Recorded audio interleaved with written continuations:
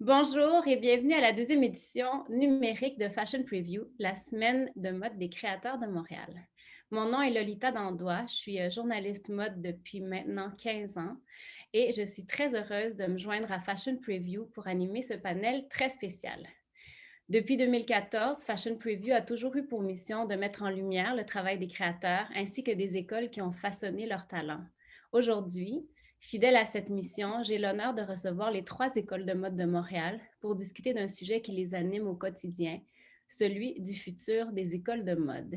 Et quand je dis les 3 écoles de mode, je pense évidemment aux 3 directeurs de ces écoles que je vais vous présenter tout de suite. Et je commence par Marie-Ève Faust.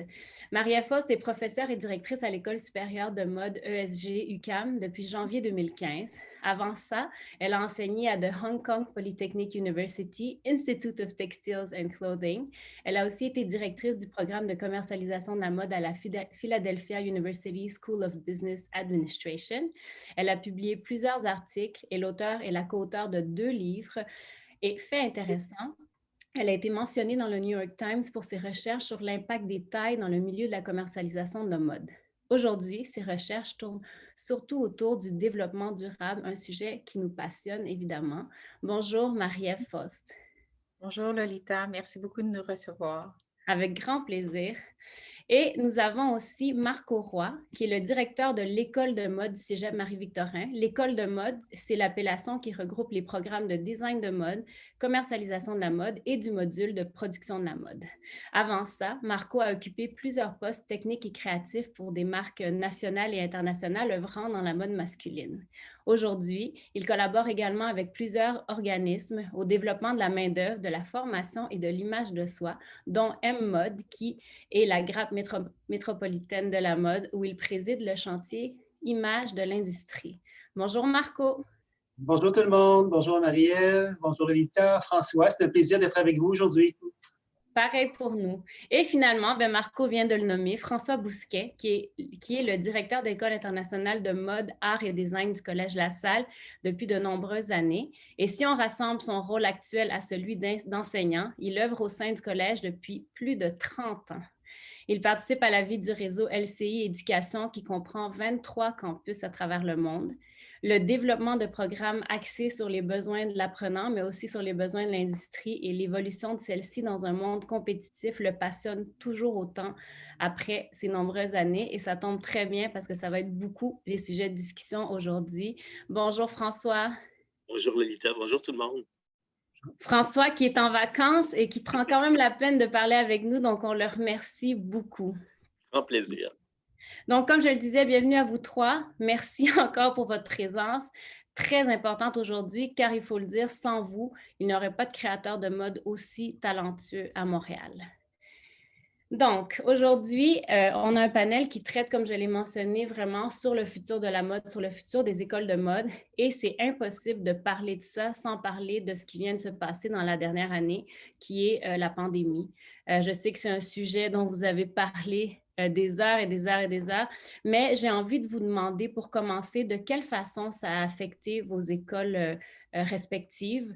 Vraiment, en quelques mots, qu'est-ce que vous diriez sur la manière dont ça vous a touché? On peut peut-être commencer avec toi, François. En fait, je pense que ce qui a été le plus difficile, c'était la surprise. C'était de devoir en quelques jours, quelques heures, en fait, se tourner parce qu'on est, en fait dans des métiers où on touche les choses, où on manipule les choses, on crée et on s'est fait priver, mais c'est vraiment ça. En quelques heures, on nous privait de ça. On nous privait en fait de présence physique. Pour le reste, ça va. Ça a été un grand, grand changement. Ça a été des défis de tous les jours. Mais je dirais que la plus grosse difficulté était vraiment le fait que physiquement, on n'avait plus accès en fait à la matière, au lieu de travail. Ça, c'était très difficile. Puis on s'entend que le design de mode, c'est une formation dans laquelle tout ou presque se fait avec les mains. Donc, pour vous, Marie-Ève, de quelle façon est-ce que vous diriez que ça vous a affecté? Mais d'emblée, je vais comme François, surprise, défi un après l'autre, parce que comme vous l'avez mentionné, c'est la même chose, c'est le fait de ne pas avoir accès aux ateliers, de ne pas avoir accès aux matières, de ne pas d'avoir des enseignants qui étaient super compétents, mais quand même à distance via les caméras, euh, de la logistique derrière, de tout assembler ces choses-là pour une nouvelle façon de faire de la formation des étudiants extraordinaires parce qu'ils ont dû vraiment changer leur fusil d'épaule eux aussi. Les surprises et les défis, oui. Oui, c'est clair que pour les étudiants aussi, ça a été toute une adaptation qu'ils ont dû, comme vous, justement, subir, si on peut dire, du jour au lendemain. Marco, de ton côté? Ben, c'est un peu similaire, puis c'est beaucoup l'incertitude également. Tu sais, si on avait su en mars 2020 qu'on allait en avoir pour 12 ou 18 mois, ça serait organisé. Mais de semaine en semaine, de mois en mois, on disait, bon, on n'aura pas de défilé en mai, on en aura peut-être un au mois d'août, oh non, on aura un en octobre. Donc, c'était toujours de repousser le rêve, puis de gérer aussi les déceptions, parce que les étudiants, bien sûr, en mode veulent faire des défilés, veulent aller en salle pour utiliser les différentes, la machinerie, tout ça. Donc, ça a été vraiment de gérer le rêve, gérer la déception, gérer le plaisir. Mais malgré tout, autant les profs que les étudiants se sont super bien adaptés. Et puis, de notre côté, c'est sûrement assez similaire pour le Collège de la Salle, pour François ou Marie-Ève. Pour commercialisation, c'était quand même un peu plus facile pour le type de cours qu'ils ont. Mais par contre, pour les cours de design et de production, où on parle de machinerie, de beaucoup de matières, donc ça a été beaucoup plus difficile. Donc, on a donné un plus grand accès à ces étudiants-là. Donc, en gérant bien sûr la distanciation, en faisant des demi-groupes, tout ça. Mais on a ouvert nos portes un peu plus grandes aux programmes qui demandent un toucher puis une utilisation de machinerie. Je suis contente que tu abordes la question du rêve des étudiants parce que entre le moment où on termine d'étudier et le moment où on va vraiment évoluer dans le domaine de la mode, il peut quand même se passer un certain temps et cette collection qu'on a la chance de présenter quand on est finissant, je sais à quel point les étudiants regardent vers ça et devaient être, comme tu le dis, déçus, c'est leur moment et là, finalement, on doit l'enlever ou en tout cas, on doit le repousser pour plus tard. Et vous avez parlé du fait d'à quel point vous avez dû vous retourner rapidement parce que, comme pour vous, ça nous est tombé dessus du jour au lendemain. Qu'est-ce que vous considérez qui sont les changements les plus importants qui ont été mis en œuvre dans vos programmes respectifs face justement à la pandémie? Marie-Ève? Mais si on parle seulement tu parlais, Lolita, de défilé et de déception. euh, L'année précédant la pandémie, on avait mis sur pied, nous, d'avoir une publication aussi, une publication papier qui resterait aux étudiants. Sans le savoir, je pense que ça a été une super valeur ajoutée pour l'école. Alors, cette publication a lieu encore cette année de manière à faire un peu rayonner, puis je dis un peu parce que ce n'est jamais comme le podium, mais de faire rayonner un peu les créations des étudiants et tous leurs projets de fin d'études. Mais sinon, c'est une déception pour les étudiants, effectivement, de ne pas pouvoir présenter leur collection de façon réelle et non pas seulement virtuelle non plus, ou papier sur les podiums. Oui. Donc, en fait, avec ce que tu dis, on comprend aussi l'importance de toujours avoir une vision vers le futur, être avant-gardiste, pas seulement dans les créations, mais aussi dans notre façon d'appréhender les différents programmes de mode. Est-ce que tu es d'accord avec ça, François? Oui, tout à fait. Et même nous, moi, je dois dire que ça faisait déjà 2 ans avant la pandémie qu'on parlait de donner des cours en ligne. On avait regardé comment on pouvait transformer l'enseignement avec une partie en enseignement en ligne. Et j'avoue que le programme de design de mode avait été peut-être le premier programme que j'avais écarté en disant que commercialisation, c'est facile, on est capable de le faire, on pourra donner des cours en ligne. En design, oubliez ça, ça ne fonctionnera pas. Et on s'est rendu compte qu'en quelques semaines, en fait, on n'avait pas d'autre choix et cette obligation-là nous a fait trouver des solutions qu'on n'avait pas. Et quand on a analysé les cours, lequel pouvait bien se donner en ligne, lequel, comme tu disais, Marco, on devait ramener les étudiants plus sur campus, bien, il y a des cours qui se sont avérés vraiment des gagnants à distance, encore mieux que des cours en présentiel, une espèce d'intimité avec l'enseignant. Malgré cette distance-là, c'est qu'on se rend compte que sur écran, on est peut-être en 2 dimensions, mais on est très rapprochés. Donc, par exemple, je pense à un cours comme les cours de tendance. Les gens ont apprécié dans plusieurs groupes le cours de tendance, le cours d'histoire du costume, l'espèce c'est ça, de rapprochement avec l'enseignant direct, tandis que d'autres cours plus techniques, il y a des choses qui se font sur caméra que tu peux répéter une fois, deux fois, trois fois, tandis que l'enseignant, dans un enseignement plus traditionnel en présentiel, le fait une fois, l'a complété, va répéter, mais ne refera pas la chose au complet.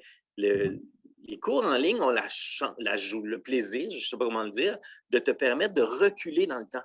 Tu peux reculer dans le temps dans la leçon et revenir. Et ça a été pour nous salutaire. Et on s'est rendu compte qu'entre la première session et la deuxième session, quand on est arrivé en automne, on ne voyait pas les choses de la même façon et ça va rester chez nous. On va toujours garder des cours en ligne. Il y a vraiment des cours qui sont des gagnants avec cette nouvelle formule-là. Donc, parfois, les pires choses ont quand même du bon. Et pour toi, Marco, est-ce que tu as remarqué aussi qu'il y avait certains cours qui étaient mieux finalement en ligne? Comment est-ce quelles ont été un peu tes surprises à travers ça, puis les changements que tu as effectués? Un peu similaire comme François a dit et Marielle, mais qu'est-ce qui m'a surpris? Peut-être que François a vécu la même chose, même les cours de confection, parce que nos groupes étaient divisés par deux. Puis moi, je me disais, les étudiants n'ont pas accès à la même machinerie à distance, de montrer à l'écran une poche ou un coin d'un revers, quoi que ce soit, de se faire expliquer comment faire le montage ou le pressage. Puis j'ai tellement été surpris de voir les projets quand on les a reçus il y a quelques semaines, de voir la qualité des projets malgré cet enseignement technique-là à distance. Donc, je pense que l'être humain s'adapte très bien. Hein? Puis, il y a des choses qui nous font très peur parfois. Puis, quand on est face à la situation, on trouve des moyens de se dépasser, puis on s'adapte. Puis, finalement, on se prépare à une autre étape, puis aller plus loin. Ça doit être un des points positifs de la mode. On est tellement habitué à ce que tout est nouveau tout le temps. On est toujours en train de penser à la prochaine collection que finalement, ça devient, je pense, en tout cas, un avantage pour vous. J'aimerais vous poser une question maintenant. En fait, on a eu la chance avec Fashion Preview, Emmanuela, de discuter avec Catherine Lécuyer chez M-Mode. Puis elle se demandait, puis je trouve ça important de vous le demander à vous, qu'on s'est rendu compte, une des choses que la pandémie a mis de l'avant, c'était l'importance de l'achat local et de la production locale pour l'économie, mais aussi pour l'environnement. Et elle voulait savoir, et j'avoue que moi aussi, est-ce que le développement durable occupe une place importante dans le cursus de design de mode, dans votre cursus actuel? Et est-ce que vous croyez que toutes ces questions, les dimensions socio-responsables, éco-responsables, seront amenées à prendre plus de place dans la formation des futurs designers? Je sais que c'est un domaine de prédilection pour toi, Marie-Ève, donc je vais commencer avec toi. Bien, merci. Chez nous, à l'École supérieure de mode, il va sans dire que ça fait partie du cursus, ça fait partie de la première année. C'est même moi qui l'enseigne au niveau développement durable. Ça fait partie de leur cursus à toutes les concentrations confondues. Ce n'est pas un élément qui est là juste de façon, je pense, temporaire. Je pense que c'est là pour rester. Puis en fait, ce que je voudrais surtout mentionner, c'est le fait que ce n'est pas quand on parle de développement durable, il faut faire attention, c'est vraiment l'intersection entre les trois sphères économiques, écologiques et sociales. Alors, c'est sûr que l'achat local joue un grand rôle dans tout ça par rapport à l'aspect social. Par exemple, on connaît nos normes, on sait qu'il n'y a pas d'enfants qui vont travailler dans des usines, on sait que les salaires, ils vont avoir un salaire respectueux, etc., ou en tout cas selon les normes établies ici au Canada ou au Québec. Ensuite, au niveau de l'environnement aussi, au niveau de l'économie, il faut que ça soit rentable. Mais en bout de ligne, ce qu'on essaie aussi de favoriser ou de déterminer, c'est, outre ces trois aspects-là, est-ce qu'au niveau de la recherche, est-ce qu'on va, par exemple, délocaliser quelque chose pour le faire ici au Québec, mais est-ce que, parallèlement à ça, on fait attention à notre empreinte carbone? Est-ce qu'on va faire attention à ces autres choses? Alors, on est en train de mettre sur pied, bien en fait, ça vient d'être mis sur pied, un projet Fibershed où est-ce qu'on va analyser la faisabilité et également non seulement la faisabilité, mais tous les aspects au niveau, comme je dirais, excusez l'anglicisme, les best practices au travers de tout ça. Fait que oui, c'est quelque chose qui fait partie du cursus et les étudiants adorent, ils sont curieux, ils veulent savoir et c'est super important. Alors, on parle de la ferme et non pas à partir du designer ou de la production. On parle vraiment de la ferme avec la fibre végétale ou la fibre animale. Marco, c'est vrai que de plus en plus, on le sent même dans les créations que je vois pour les finissants d'année en année, cette importance pour le développement durable, pour des alternatives à ce qu'était la mode précédemment. Alors, de votre côté, comment est-ce que tu vois ça? Ben, on est un cégep vert, donc pour nous, l'environnement est vraiment intégré dans tous nos programmes. Puis au niveau du design de mode, on récupère les chutes de matière. Donc, on a des collaborations avec le support, le groupe Le Support pour les récupérations de matière. On a une coop étudiante qui va récupérer aussi des chutes qui sont un peu plus grandes pour créer des accessoires qui sont revendus dans les différents cours. Donc, on va prioriser la fourrure recyclée, les matières recyclées également. Également, on fait plusieurs projets avec Vestec Pro, des projets sur l'économie circulaire. Donc, c'est intégré, bien sûr, dans plusieurs cours du programme, mais on fait aussi plusieurs conférences ou des concours avec des organismes externes pour vraiment là, répondre à cet intérêt-là des étudiants. Dès qu'on parle d'économie circulaire, de recyclage, de chute de tissu, là, les étudiants ont les yeux grands comme ça, puis ils veulent participer au projet, ils veulent vraiment, c'est toujours gagnant. C'est un sujet qui est automatiquement gagnant chez les étudiants. Et François, même question pour toi. Ben, en fait, même chose. Nous aussi, je dirais que l'action citoyenne est très populaire chez l'étudiant. C'est-à-dire que quand on a un geste de récupération, une activité de ce niveau-là, les étudiants sont là. Et ce qui est génial avec cette génération-là, c'est que tu sens que c'est intégré dans leur vie. C'est quelque chose qui n'a pas été plaqué. Ce n'est pas un désir qui est venu de bonne conscience. C'est quelque chose qui fait partie de leur vie. Cette action-là va bien. Ce que je trouve le plus grand défi, c'est la partie formation du professionnel, c'est-à-dire d'arriver à avoir un regard critique, d'avoir un étudiant qui, en dernière année, aurait un regard critique sur sa propre collection ou sur un travail de qui que ce soit, où il serait capable de dire, attends, il y a quelque chose de plus qui aurait pu être fait, il y a une action comme professionnelle qui devrait être entraînée. On pense aux jeans, aux données, c'est dans nos vies au quotidien et on sait ce que ça fait. Et donc, d'avoir ces jeunes-là qui, après, utiliseront du donné en ayant toujours une petite sonnette d'alarme qui s'allume en tête en disant est-ce qu'il y a une autre alternative? Et ça, c'est le plus gros défi, mais c'est un des défis qui va avec tous les autres. Je dirais l'achat local aussi, toute cette valorisation de. Je dirais que la pandémie nous a aussi créé ça, la valorisation de notre espace de vie, notre bulle à nous. C'est aussi l'écologie, mais c'est aussi, on s'est rendu compte qu'on n'était pas autonome, qu'on n'était pas capable, par exemple, de maintenir, quand on s'est mis à faire des couvre-visages, il y avait un problème d'approvisionnement pour les masques, tout ça, mais de te rendre compte que même au niveau des collections, on est dépendant, on est vraiment dépendant. Quand le bateau est resté pris dans le canal de Suez, il y avait un risque pour des collections, là. Il y a des gens qui, tu n'y penses pas, on nous parlait des moutons qui étaient pris sur le bateau, mais les gens ne réalisent peut-être pas que leur T-shirt blanc est sur ce bateau-là. Donc, le prochain que vous allez vous acheter cet été, c'est fort possible qu'il ait été pensé ici, mais qu'il est coincé ailleurs.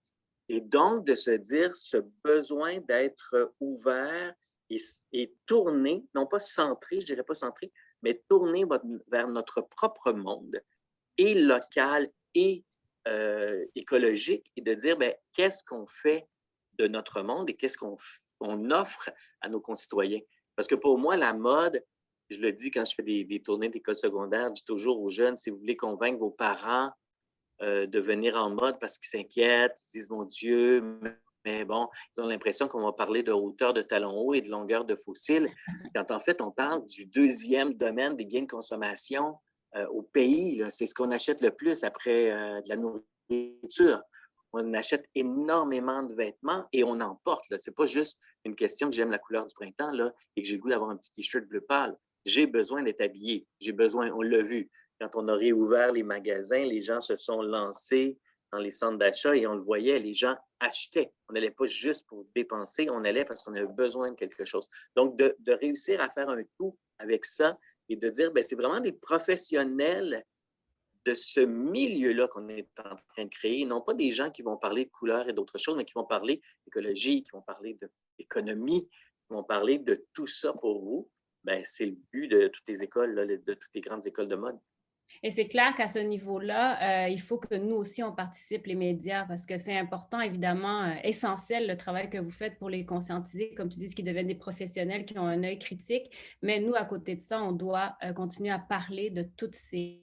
et puis, en fait, de toutes ces situations-là, puis les rendre connues de manière à ce qu'on ne se pose même pas de questions sur les alternatives.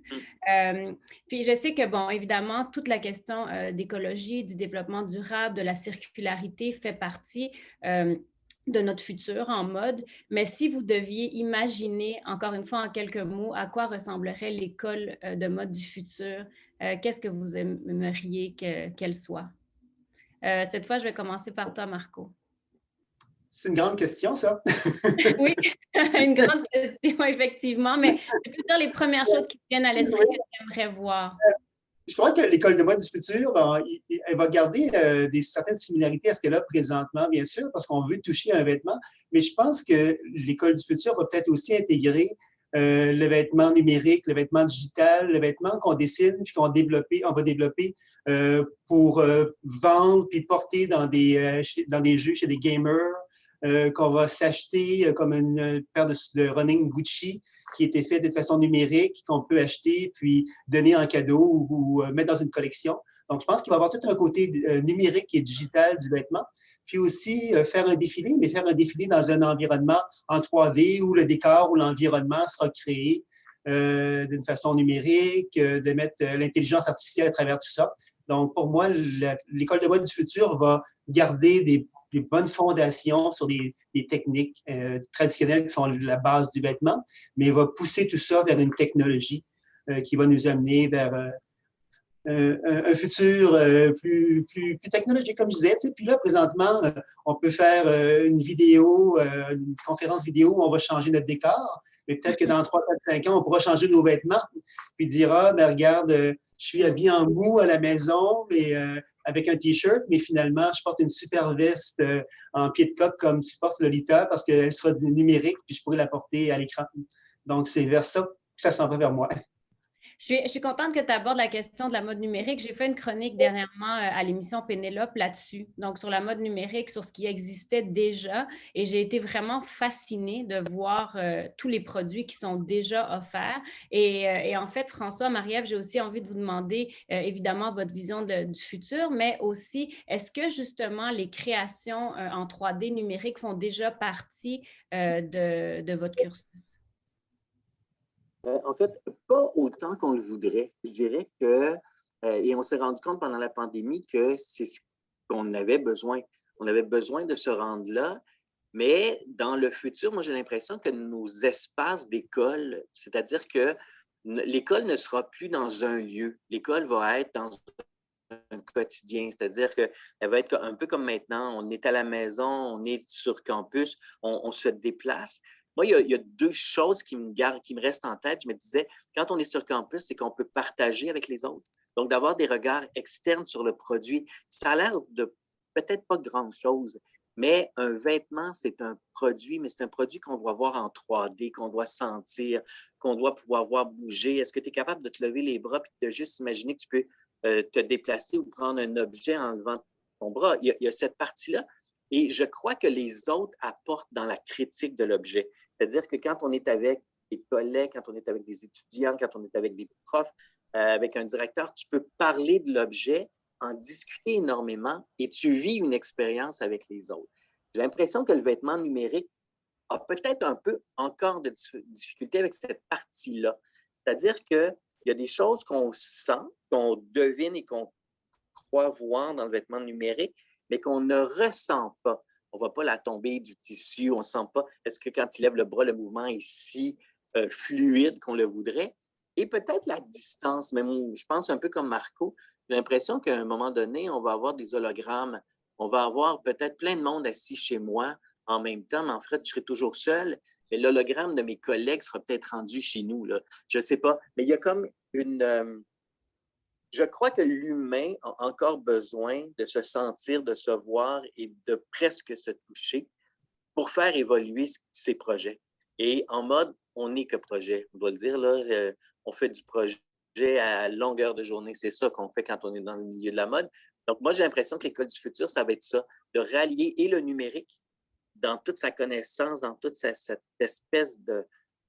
En fait, il n'y a pas de limite dans le numérique. Tu peux aller très, très loin, mais de ramener l'humain juste dans la bonne proportion pour que tout ça tienne et vive et qu'on sente quelque chose là-dedans. Marie-Ève?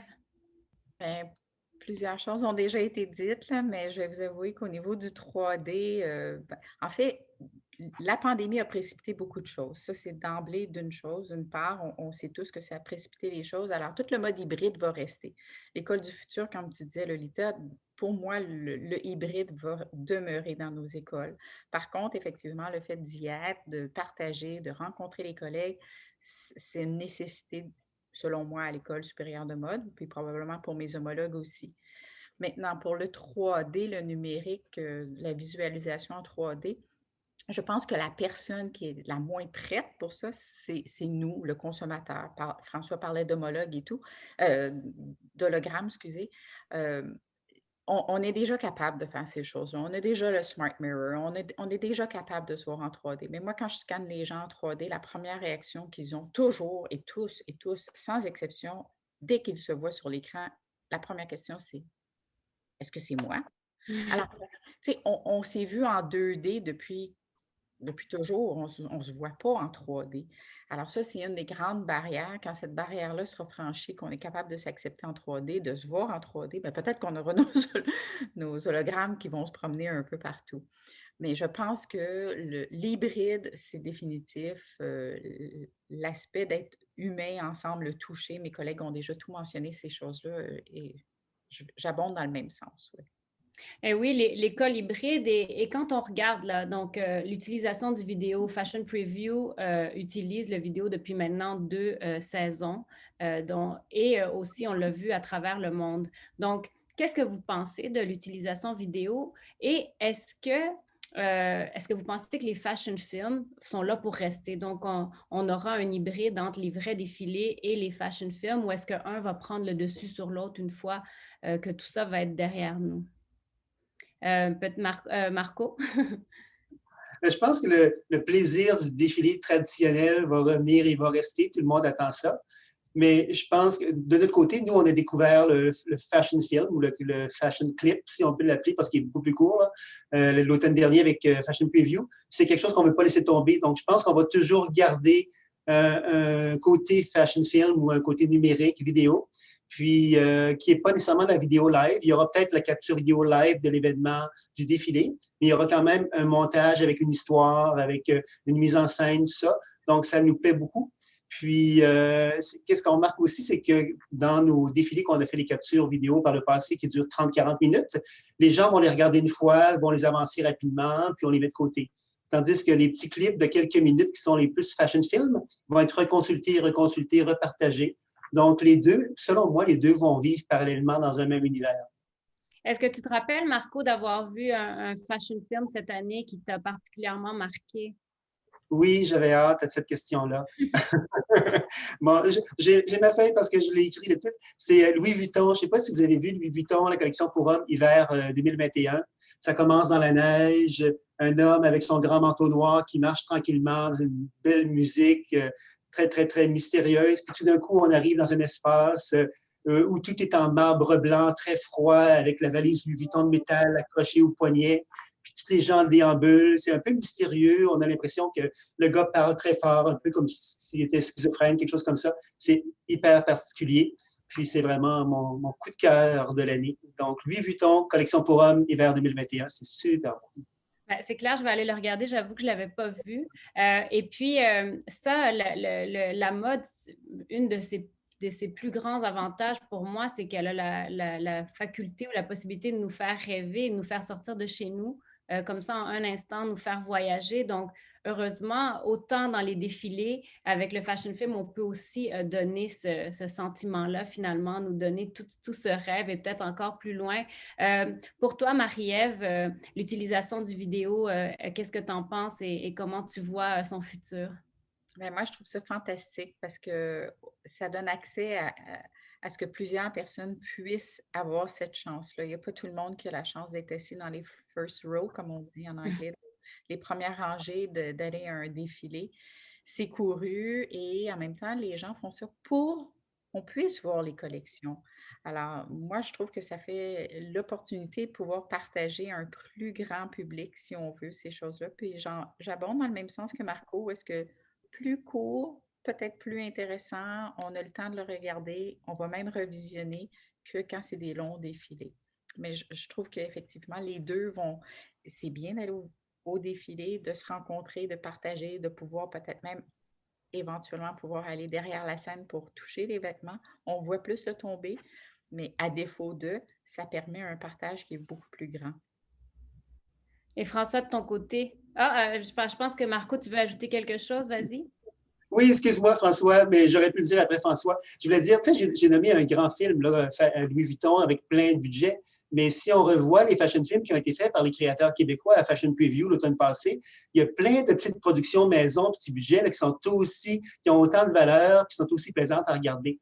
Donc, c'est important d'acheter local puis faire la promotion du local, mais je veux aussi dire que j'ai extrêmement apprécié les productions d'ici aussi, qui sont à petit budget, mais qui sont des bijoux aussi. Donc, à toi, François, désolé. Non, c'est correct. En fait, j'étais pour dire que moi, je pense que le fashion film, il existe depuis, je dirais, 30-40 ans parce que les grands défilés, moi, je n'ai pas eu la chance d'avoir un défilé de Chanel, mais pourtant, si on en parle aujourd'hui, j'ai l'impression que j'ai vu des défilés de Chanel.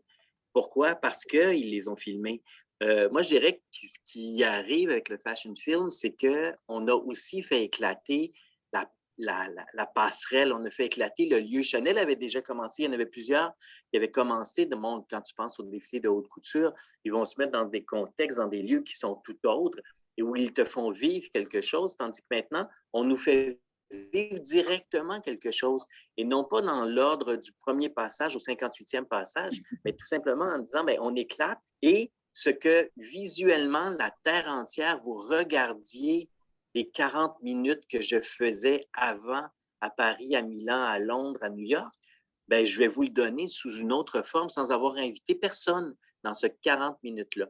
Donc, moi, j'ai l'impression que c'est un peu ça, notre cœur, puis je parle à tous ceux qui aiment la mode, là, notre cœur était déjà prêt à ça, mais notre cœur aime aussi, puis là, je reviens à tout à l'heure, mon expression, je pense à l'expérience. C'est le côté humain qu'il faut qu'il reste.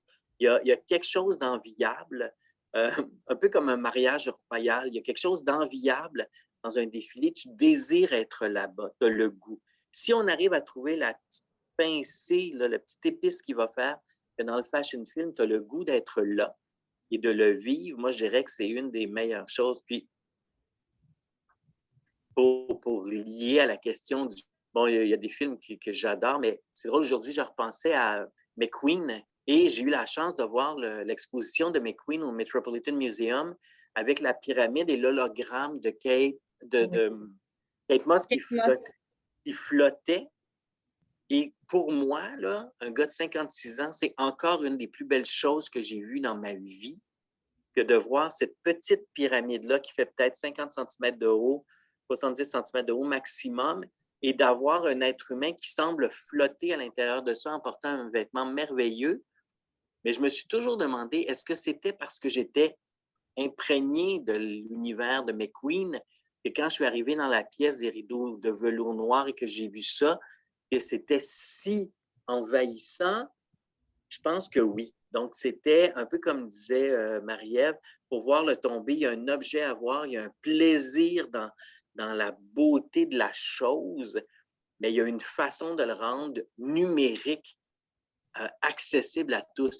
Et ça, c'est fou, tu peux le revoir 1 million de fois, là. Il n'y a pas de limite à revivre le même moment si tu as le goût, mais de le faire vivre avec une expérience quand même là, pour ton client. Je veux revenir à quelque chose. Ah, Marie-Ève, vas-y, vas-y. Je voulais juste seulement rajouter une petite parenthèse. C'est certain aussi que la journée où est-ce qu'on va pouvoir voir les trucs, mais vraiment en 3D avec une dimension et une lunette peut-être adaptée à nos écrans d'ordinateur, on va apprécier davantage là, toutes ces choses-là. Ça serait un rêve pour nous là, de pouvoir, et même éventuellement, je présume, je n'ai pas de boule de cristal, mais d'avoir peut-être un gant sur notre ordinateur qui puisse nous faire toucher les textures du imaginaire du vêtement, si c'est un velours ou bien si on parle d'un satin, on pourrait peut-être même les toucher. Mais ça, c'est dans Oui, ben, moi, en tout cas, de ce qui est dans ta tête, j'espère que ça va se passer parce que c'est extraordinaire quand même de penser que notre expérience pourrait arriver à ça. Et le temps passe tellement vite, on arrive déjà vers la fin, mais tout à l'heure, on a parlé de cette envie pour les étudiants d'arriver au bout de leur cursus pour pouvoir présenter leur fameuse collection. Pendant longtemps, c'était évidemment un défilé traditionnel, mais avec ce qu'on voit aujourd'hui, est-ce que vos étudiants ont actuellement les outils ou les ressources nécessaires pour explorer le médium du fashion film? Est-ce que c'est quelque chose dont vous parlez dans les cours? Et sinon, est-ce que ça va être disponible pour eux dans le futur? Marco? Oui, on l'aborde. Pour être honnête, c'est pas vraiment intégré dans le programme là, parce que c'est comme une nouvelle réalité, même pour nous. On a fait face à ça, donc c'est nouveau. Mais oui, on en parle. Oui, on les intègre quand on fait les événements comme pour Fashion Preview, le fashion film qu'on va présenter ce jeudi. Donc, ils participent à ça, donc ils vivent l'expérience avec nous. J'ai l'impression qu'ils apprennent avec nous, ils vivent l'expérience, ils grandissent dans tout ça avec nous. Donc, oui, bien sûr, là, on en parle, puis on en présente dans le programme régulièrement. Mais de là à le vivre, disons, de le développer et de le vivre, je serais malhonnête de dire que ça se fait dans le programme présentement, mais ça se fait parallèlement parce qu'on les invite à participer à nos productions. Et François, de votre côté, est-ce que c'est quelque chose que tu entrevois, par exemple, un cours de création de fashion film, par exemple? Oui, mais même nous, on a le programme de montage vidéo et on s'est rendu compte que, ben, on le savait, mais tout le monde le sait, l'image maintenant est peut-être la chose qu'on consomme le plus au quotidien, là. Le nombre de fois où on va regarder notre téléphone pour tout simplement voir des images sur n'importe quelle des plateformes de réseaux sociaux. On consomme de l'image, on consomme. Et donc, on s'est dit effectivement qu'on était rendu là, nous aussi, de faire de la photographie, de faire du vidéo, de faire vraiment du green screen, là, les écrans verts où ça te permet d'avoir un fond que tu transformes après pour présenter. On est rendu là. Mais c'est un défi, c'est un gros défi parce qu'effectivement, et ce n'est pas la valeur traditionnelle, je veux dire comme ça aussi. Donc, on pense au défilé, on pense à une présentation peut-être plus traditionnelle au départ, mais les étudiants sont rendus là et on se rend compte, par exemple, on a fait l'expérience en commercialisation, les étudiants ont embarqué là-dedans vraiment à fond. Au lieu de faire un défilé en deuxième année, ils ont fait des séances photos, ils ont fait du vidéo, ils se sont lancés et pour eux, il n'y avait pas un manque. Ils n'ont pas regretté tant que ça la passerelle parce qu'ils le vivaient autrement. Puis quand la caméra tourne, quand tu commences, tu as le même petit et gros papillon que quand tu mets le pied sur la scène. Là, je veux dire, c'est la même chose à vivre, mais tu la répètes et tu la raffines. Donc ça, c'est peut-être l'avantage du film. Et Marie-Ève, de ton côté, est-ce que ça fait partie d'un de vos défis, ça, finalement, l'aide, la formation pour les étudiants pour créer des fashion films?